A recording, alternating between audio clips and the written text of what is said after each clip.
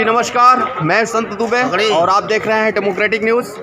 आज हम आपको किसानों के उस जत्था के बारे में बताएंगे, किसानों के उस बदहाली के बारे में भी बताएंगे और किसानों की हर समस्या के समाधान की दिशा में प्रयास करने वाले उस कहानी को भी बताएंगे। एक रेस्टोरेंट है जहाँ पे हम खड़े हैं, आप देख रहे होंगे यहाँ बहुत सारे और साफ स्पष्ट शब्दों में ये है उड़ीसा के किसानों की किसान चेतना यात्रा। यहाँ इसका स्वागत हुआ है और उड़ीसा से किसान दिल्ली के बॉर्डर पे कूच कर रहे हैं और इसीलिए पड़ाव में ये हाल्ट है जिस जगह पे यहाँ हम खड़े हैं और यहाँ की हम सीधी तस्वीर आप तक पहुँचा रहे हैं। तो आप देखिए यहाँ किसान खाना भी खा रहे हैं, उनके स्वागत भी हो रहे हैं, उनके गाना भी हो रहे हैं, उनके गीत भी हो रहे हैं, उनके संगीत भी हो रहे हैं। क्या हो रहा है अपने संगीत के माध्यम से क्या बता रहे हैं, आइए सुनाते हैं।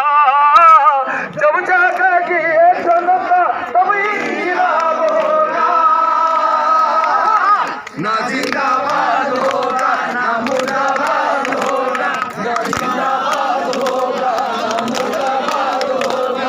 जब जागेगी ये जनता, जब जागेगी ये जनता तभी इंकलाब होगा, ना जिंदाबाद।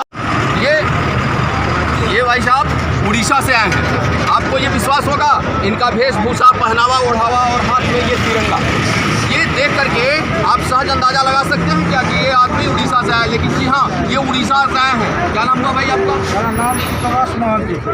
कितवास मोहंती। अच्छा, कब से चले हैं वहाँ से? जनवरी 15 तारीख को। जनवरी 15 को निकले हैं। अच्छा, कहाँ चलने की तैयारी है? दिल्ली जाएंगे। दिल्ली क्यों जाएंगे? जो आया है वो जो पेट पटना के लिए जो आया है, मैं एजुकेटेड पर्सन है, मैं बोला कि देखिए जो लॉ है उसमें जरूर चाषी का, जो कृषक का, किसान का क्षति होगा। ये पट्टी बांध रखा है आपने? कौन सा संगठन है? ये है नवनिर्माण कृषक संगठन। कहाँ का संगठन है ये उड़ीसा का चाषी संगठन। उड़ीसा का है। तो आप लोगों को पता है कि सरकार ने जो कानून बनाया है तो किसानों के हित में है, कैसे आप लोग विरोध कर रहे हैं? नहीं हित में नहीं है, तो पूरा हम जो लॉ में देखिए आप समझ लीजिए इस बात से, ये उदाहरण जो हम आपको दे रहे हैं ये बिल्कुल इसके लिए काफ़ी है कि यहाँ का बच्चा इस बात को समझ चुका है कि किसानों के लिए जो सरकार द्वारा बिल लाया गया है वो किसी भी कीमत पर हित में नहीं है और इसी के विरोध में इतना बड़ा जत्था है। हम आपको इस जत्थे की तस्वीर दिखाएंगे, उसकी वास्तविक हकीकत दिखाएंगे, सारा कुछ हम आपको दिखाएंगे। लेकिन आप ये जान लीजिए कि किसान उग्र हो गए हैं। कैमूर के किसान इनका समर्थन किए हैं, बिहार के अन्य राज्यों से भी किसान, अन्य जगहों से, अन्य ज़िलों से भी किसान इनके साथ आ रहे हैं। कोई इनका समर्थन कर रहा है, कोई उन्हें खाना खिला रहा है, तो कोई इन्हें तेल भी दे रहा है, ईंधन भी दे रहा है ताकि ये अपने मंसूबे में, अपने मकसद में, अपने अभियान में कामयाब हो सकें।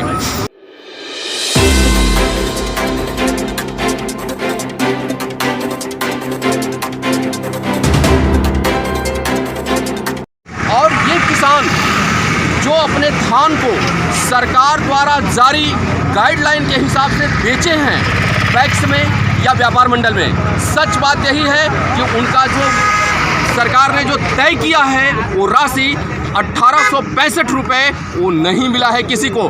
मतलब किसान आज भी औने पौने दामों में अपने धानों को बेचने के मजबूर हैं। लेकिन इसी का ये खामियाजा है किसानों का इतना बड़ा जत्था, इतना बड़ा रैला, और इसमें सभी राजनीतिक दल भी सामने आ गए हैं। खास करके आरजेडी के लोग हैं, चूँकि कैमूर में 3 विधानसभा क्षेत्र ऐसा है, रामगढ़, मोहनिया और भभुआ, ये तीनों आरजेडी के विधायक हैं और एक बसपा का है जो चैनपुर में पड़ता है। बहरहाल, लेकिन ये जो 3 विधायक हैं ये सब साथ में हैं और उसका अगुवाई कर रहे हैं सुधाकर सिंह।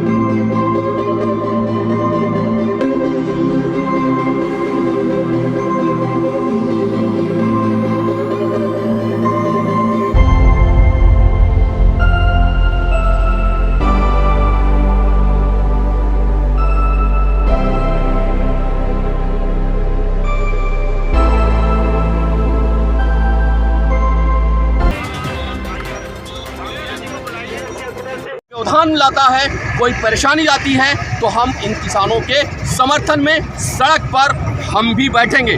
तो आइए हम कुछ जान लेते हैं। भाई आप कहाँ से आए? हम मोहनिया से आए। देवलिया से? मोहनिया से। क्या सुन के आए भाई? किसान का आ रही है गाड़ी में, हम लोग आए। लेकिन आप तो मजदूर हैं, किसान तो है नहीं? नहीं, हम मजदूर हैं। मजदूर हैं? हाँ। अच्छा, तो आप किसानों की बात कैसे जानेंगे? किसान है भाई। चलिए, आप किसान हैं, आपसे हम बात कर लेते हैं। क्या नाम है आपका? मेरा नाम है रंजन पटेल, नवनिर्माण संगठन उड़ीसा से आया हूँ। उड़ीसा से आप आए हैं? जी हाँ। अरे भाई, पैर में भी कुछ पहने नहीं है। क्या किसान है भाई, तो क्या है, किसान को लेकिन युवा है आप? जी, युवा है, इसलिए तो हम आए हैं। युवा किसान है और इसलिए हम दिल्ली जा रहे हैं हमारे हक के लड़ाई के लिए। आज जो मोदी जी ने जो काला कानून जो लागू किए हैं उसको हम वापस उनको करो, इसलिए हम जितना किसान है यहाँ से पश्चिम बंगाल से लेके बिहार से लेके झारखंड से लेके वह अब पूरा किसान हजारों की संख्या में अभी हम दिल्ली के लिए निकल रहे हैं। लेकिन आपको ये अद्भुत नज़ारा हम आपको दिखा रहे हैं यूपी और बिहार के सीमा क्षेत्र पर, मतलब नौबतपुर बॉर्डर पे हम खड़े हैं। एक तरफ किसानों का बड़ा जत्था, तो दूसरी ओर पुलिस की बड़ी तैनाती, अधिकारियों की बड़ी तैनाती। और इसी तैनाती ये इसलिए है, ये इसका नज़ारा आपको 2 मिनट में सब कुछ माजरा समझ में आ जाएगा। लेकिन पुलिस का साफ शब्दों में कहना है कि हम किसानों को नहीं रोकेंगे। इधर यूपी के कुछ किसान जो उड़ीसा से आने वाले किसानों के समर्थन में, उनके स्वागत में फूल माला लेकर के पहुंचे हैं, ये हम आपको दिखा रहे हैं पूरी सीधी तस्वीर। मदन सिंह, अच्छा, किसान भी हैं? अच्छा, अब कहाँ तक जाएंगे? आप देख रहे हैं यहाँ पे पूरा यूपी बॉर्डर में, यहाँ पे जहाँ तक जाना होगा तहाँ तक जाएंगे। मतलब सीधा है कि यहाँ बुजुर्ग हैं, बच्चे, युवा हैं, किसान हैं, मजदूर हैं और नेता भी हैं, और सबका सिर्फ और सिर्फ एक मोटो है, वह है किसानों को न्याय दिलाना। मतलब किसानों के साथ नाइंसाफ़ी बर्दाश्त नहीं होगी। तो आइए और कुछ हम दिखाएंगे, मेरे साथ आप बने रहिए। तो ये कॉरपोरेट हाउस जो है उनका है, बड़े बड़े किसान जो बिग फार्म हाउस का जो ओनर है उन्हीं का ही है। और बाद में ऐसा होगा जो बोलते हैं कि ये लोग गुमराह करें, मिनिमम सपोर्ट प्राइस तो है, मंडी व्यवस्था है। ऐसा है कि आप साइमल्टेनियसली अगर 2 मैकेनिज्म, मार्केट मैकेनिज्म चलेगा तो क्या होता है ना, धीरे धीरे मंडी का व्यवस्था जो है वो ऑटोमेटिकली ख़त्म हो जाएगा और ये प्राइवेट दलाल जो है उनका मार्केट का। देखिए, हम जो है अभी जो किसानों का जो जत्था चला है उड़ीसा से, उसमें महिलाएं भी हैं। हमने आपको बताया था ना कि महिलाएं भी हैं, पुरुष भी हैं, युवा भी हैं, वृद्ध भी हैं। सारे लोग इस बिगुल को फूंक दिए हैं और सीधे इनका जो रास्ता है दिल्ली कूच करने का है और कृषि कानून के विरोध में है। तो ये महिला हैं, हम इनसे जान लेते हैं। ये चूँकि वहाँ से आई हैं। भाई, कहाँ से आई हैं आप? हम लोग उड़ीसा से आए हैं। नवनिर्माण किसान संगठन का जो महिला शाखा है ये भी जुड़ा है, और किसान का जो 3 बिल है, कानून है, वो कैसे काला कानून वापस जाए, इसीलिए सारे दिल्ली के ओर कूच करें। हमारे साथ युवा छात्र संगठन भी है। उड़ीसा से हैं आप? जी, उड़ीसा से। किस जगह से? हम लोग सब उड़ीसा का डिफरेंट जो डिस्ट्रिक्ट है वहाँ से महिलाएं आए हैं। कहाँ से? कौन सा डिस्ट्रिक्ट है? जैसे आपका खुर्दा है, आपका पुरी है, आपका कटक है। हम भुवनेश्वर से हैं। आप भुवनेश्वर से? उड़ीसा की राजधानी से? जी। अच्छा, तो क्या है वहाँ, मतलब आपके हृदय में इससे ये कैसा उद्गार निकल गया, किसानों के प्रति ये सम्मान कैसे निकल गया इतना बड़ा? कैसे लगा आपको कि ये किसी कृषि कानून खराब है? किसान का जो अन्न खाता है, अन्नदाता का, वो किसान ही है। तो ये जो कृषि कानून है, इसको जो पढ़ेगा उसको पता चलेगा कि ये जो कानून बना है ये कहीं पे भी किसान के। ये देखिए किसानों का यहाँ ये गाड़ियाँ लगी हुई हैं। आप देख रहे होंगे कि नवनिर्माण किसान संगठन किसान दिल्ली चलो यात्रा की शुरुआत करने के लिए ये बस इधर है, ये बस इधर है। इधर गाड़ी, बसों का ये काफ़िला लंबा काफ़ी दूरी तक है, और गाड़ी भी है, लोग भी हैं, और किसान ये जो आ रहे हैं ये सब किसान ही हैं। सब लोगों को वहाँ पहुँचना है और इसकी तैयारी पूरी जोर शोर से है। लोग वहाँ पहुँच रहे हैं। जगह पे ये जिस जगह पे किसानों को, यहाँ किसानों का जब स्वागत किया जा रहा है, ऐसे ही जगहों पे ये विधायक जी भी यहाँ के मौजूद हैं, रामगढ़ के विधायक हैं, और आरजेडी के भाई सुधाकर सिंह जी, जो लंबे समय से मतलब चुनाव में आने से पहले से ही किसानों की समस्या को लेकर के हमेशा आवाज़ उठाते रहे हैं और आज ये मुखर हो गए हैं। इनके किसान नेता भी इनकी बात उठाए हैं। अब क्या है इनकी बात और इनके विचार क्या है, आइए हम सुन लेते हैं। भाई बहुत बहुत स्वागत है आपका। विधायक जी नमस्कार। बताया जा, अभी ये किसानों का जो जत्था जा रहा है क्या दिल्ली पहुंच पाएगा? हमारी यात्रा दिल्ली जाने को लेकर नहीं है। हमारी जो यह यात्रा है किसान चेतना यात्रा है, जो 3 कृषि कानून जो काला कानून भारत सरकार ने बनाया है उसके खिलाफ यह चेतना यात्रा है। और चेतना यात्रा का समापन स्थल दिल्ली है। दिल्ली पहुंचना लक्ष्य नहीं है, कानून निरस्त कराना लक्ष्य है। अगर इसके लिए आंदोलन में कहीं बाधा उत्पन्न होगा तो हम लोग वहीं पर इस धरने में तब्दील कर देंगे। आप भी उसके साथ हैं? आप भी बैठेंगे धरने पर? एकदम बैठेंगे। लेकिन किसान नेता ने तो कहा है कि हम तो भाई किसी पार्टी से अपना टारगेट नहीं रखे हैं, किसी पार्टी को तो हम अपने साथ नहीं ले रहे हैं। और आप एक पार्टी से जुड़े हैं। मैं किसान हूँ, मैं देश का नागरिक हूँ, किसान हूँ। इसके बाद मेरी राजनीतिक दल होंगे। ऐसा कैसे लिखा हुआ है कि कोई देश का किसान राजनीति नहीं कर सकता, कोई देश का किसान प्रधानमंत्री और मुख्यमंत्री नहीं बन सकता। और हमारे जब लोगों का यह लड़ाई है तो हम इसमें शामिल हैं इस आंदोलन में। जहाँ तक एमएसपी की बात है, एमएसपी को लेकर के सरकार कह रही है कि हम तो धरातल पर उसे उतार दिए हैं, लेकिन ये मिल आप मेरे से सवाल कर सकते हैं, देश के प्रधानमंत्री से नहीं कर सकते। हमको पता है जो मीडिया का जो बौनापन है, ये हम लोग मीडिया के बौनापन को हम लोग देख चुके हैं। देश के प्रधानमंत्री खुद भाषणों में कह रहे थे कि मैं किसानों की आमदनी दोगुना कर दूंगा, किसानों के अनाज का भाव दोगुना कर दूंगा। और पिछले किसानों का जो समर्थन मूल्य मिल रहा है, ये आपको लग रहा है कि मिल रहा है? नहीं मिल रहा है। इसकी कृषि की तो गारंटी हम चाहते हैं देश में। असल में हमारी लड़ाई भी यही था कि कृषि बिल के रूप में गारंटी बिल आना चाहिए था, मिनिमम सपोर्ट की गारंटी आना चाहिए था। कानून अगर आना भी चाहिए था तो इस बात का आना चाहिए था, न कि कानून इस बात का आना चाहिए था कि जो है वो भी समाप्त कर देंगे। यही तो लड़ाई है। आपकी लड़ाई बस यही है कि वह कृषि कानून को रद्द किया जाए और सीधा सीधा एमएसपी को धरातल पर उतार दिया जाए। धरातल पर गारंटी के साथ उतारा जाए। अभी देश में 25-26% अनाज ही मोटा अनाज खरीद हो पा रहा है एमएसपी पर। हम लोगों का शुरू से कहना था कि इसको बढ़ाओ, गारंटी करो, क्योंकि मिनिमम है। हम मैक्सिमम की बात नहीं कर रहे हैं, हम मिनिमम की बात कर रहे हैं। अगर बाज़ार की ताकत को लगता है कि इससे ऊपर बाज़ार में मूल्य होना चाहिए तो बाज़ार खरीदे इससे ऊंचे दाम पर।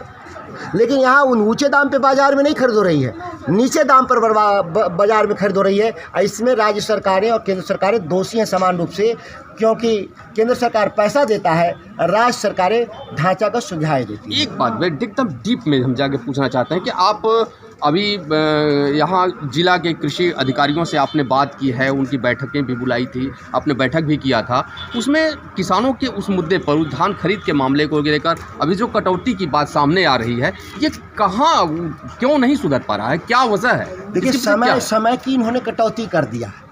जो 31 मार्च तक धान खरीद होता था बिहार में, इसका इन्होंने तारीख 31 जनवरी कर दिया, 2 महीना पहले समापन की घोषणा कर दिया। सवाल यह है कि धान खरीद करके उसका चावल का भी निर्माण कर करके मैन्युफैक्चरिंग करके रखने की जो जगह है और उसकी ट्रांसपोर्ट के सिस्टम है, उसमें इजाफा सरकार ने नहीं किया। जब इजाफा नहीं किया तो यह पूरी जो प्रक्रिया पहले जो मार्च तक पूरा नहीं हो पाती थी, मार्च तक भी पूरा नहीं हो पाती थी, वो प्रक्रिया जनवरी में ही कैसे पूरा हो जाएगी, ये समझ से परे है। मतलब सरकार शुरू से ही ये टालमटोल की नीति के साथ चल रही थी और इसका मुख्य उद्देश्य था कि किसानों का धान नहीं खरीदना है और इसमें जो व्यापारी हैं उनको ही बढ़ावा देने के लिए काम कर रहे हैं। लेकिन यहाँ तो बताया जा रहा है कि बहुत सारे कई हजार क्विंटल धान खरीद लिए, कई लाख क्विंटल धान खरीद लिए गए। हम तो ये कह रहे हैं कि कई लाख क्विंटल नहीं खरीदे गए, उसकी बात कौन करेगा। यहाँ 73 लाख 73 लाख क्विंटल धान हुआ है। 73 लाख क्विंटल में कैमूर में अभी तक 14-15 लाख क्विंटल धान इन्होंने खरीदा है। करीब 58 लाख क्विंटल धान अभी नहीं खरीद हो पाया इस कैमूर में, इसकी बात कौन करेगा। लेकिन जो धान खरीद लिए हैं वो तो उसी रेट में खरीदे होंगे ना, 1800 समथिंग, 1865 जो इनका मिनिमम सपोर्ट प्राइस है उसके दर पे खरीदे हैं। उसमें भी घालमेल है, जो सिस्टम में भ्रष्टाचार है, ये किसानों से उगाही हुई है पैसे हम तो ये दावा नहीं कर सकते कि 1868 रुपया किसानों को मिला है। 1868 से कम मिला है लोगों को, मैं जानता हूँ। तो ये हैं विधायक जी, और आप सुन रहे हैं, ये चूँकि शुरू से ही किसानों की आवाज़ उठाते रहे हैं, और सच बात यही है कि जो हमने आपको खेत खलिहानों में ले जा करके किसानों से हमारी जो बात हुई है, और जो उनको समर्थन मूल्य में जो पैसे मिले हैं वो भी 1700, बहुत अधिक से अधिक 1700 रुपये ही मिले हैं। ये बात बिल्कुल सही है। मैं यहाँ हो करके इसलिए नहीं कह रहा हूँ चूँकि ये किसानों की बात है, और इन्होंने इस बात को बहुत गहराई से भी रखा था। इस पर कई बिंदुओं पर इन्होंने बात भी की थी। हालांकि वो समस्या अभी समस्या ही है, ये कब सब सुलझेगा ये समय बताएगा, ये वक्त बताएगा।